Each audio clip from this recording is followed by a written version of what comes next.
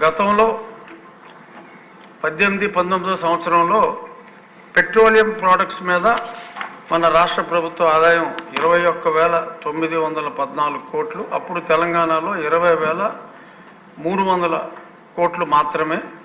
అదే 23-24లో మన ఆదాయం 18,475 కోట్లకు పడిపోతే తెలంగాణలో అదే పెట్రోలియం ప్రోడక్ట్స్ మీద ఆదాయం 29,989 కోట్లకు పెరిగింది. అంటే మనకే వారికి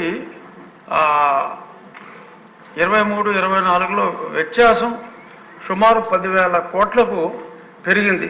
దీనికి కారణం అనాలోచితంగా ఆ ట్యాక్స్ ఈ ట్యాక్స్ అని చెప్పి రకరకాల ట్యాక్సులు వేసి రావాల్సిన ఆదాయాన్ని పూర్తిగా పోగొట్టుకొని తెలంగాణ నుంచి కానీ తమిళనాడు నుంచి కానీ ఇటు కర్ణాటక బార్డర్ నుంచి కానీ వస్తే అక్కడ ట్యాంక్ ఫుల్ చేసుకుంటున్నారు. మళ్ళీ ఇక్కడి నుంచి వెళ్ళాక మళ్ళీ అక్కడ ట్యాంక్ ఫుల్ చేసుకుంటున్నారు తప్ప గతి లేని వాడు తప్ప మత్తున్నవాడు ఎవడో ఇక్కడ పెట్రోలు కానీ డీజిల్ కానీ కొట్టించుకోని పరిస్థితి.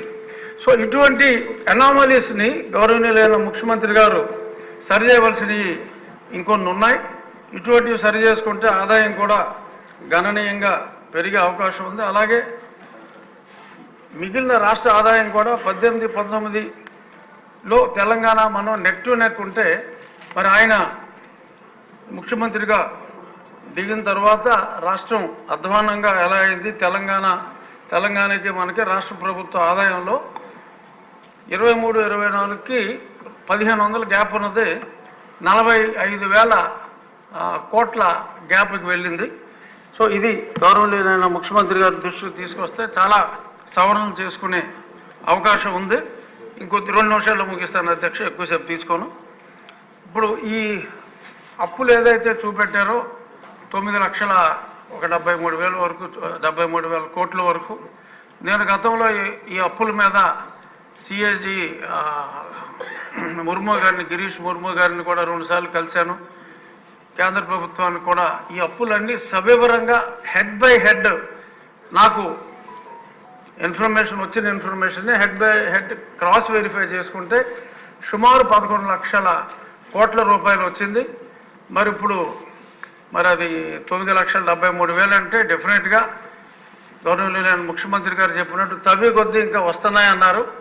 ఇంకా కనీసం 1,25,000 కోట్ల వరకు మీరు తప్పకుండా తవ్వవలసిన అవసరం ఉందని నేను పెద్దలకు తెలియజేస్తున్నా. ఎటువంటి అనుమానం లేదు. కాంట్రాక్టర్ల బాకీలు ఇవన్నీ 1,25,000 వరకు చూపెట్టారు. 1,13,000 కోట్లు, సుమారు 1,75,000 కోట్ల వరకు ఖచ్చితంగా ఉంది. ఈ రాకపోవడానికి కారణం ఏంటంటే గత ప్రభుత్వంలో ఏ అధికారులు అయితే ఉన్నారో ఆ అధికారులను ఇంకా కంటిన్యూ చేసి వాళ్ళనే ఇన్ఫర్మేషన్ ఇవ్వమంటే వాళ్ళు మొహమాటంగా కొంచెం ఇంకొంచెం ఉంటుంది చూడంటే ఇంకొంచెం అలా ఇవ్వడం జరుగుతుంది. ఎంతోమంది ఫైనాన్స్లో ఉన్న అధికారులు ఉన్నారు, అదే డిపార్ట్మెంట్లో ఉంటారు, వాళ్ళని పక్కకు పంపించేశారు. వాళ్ళని పిలిపించే ఇన్ఫర్మేషన్ తెచ్చుకుంటే ముఖ్యమంత్రి గారికి 3-4 రోజుల్లో అంత ఇన్ఫర్మేషన్ వస్తుంది. అలాగే ఇన్నోవేటివ్ సజెషన్స్ ఏమన్నా ఉంటే ఈ రోడ్ల గురించి చూచాయిగా చెప్పారు.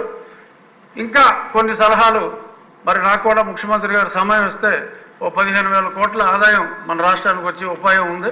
ఆయన సమయం ఇస్తే ఆయనకు అది కూడా చెప్తాను అధ్యక్ష.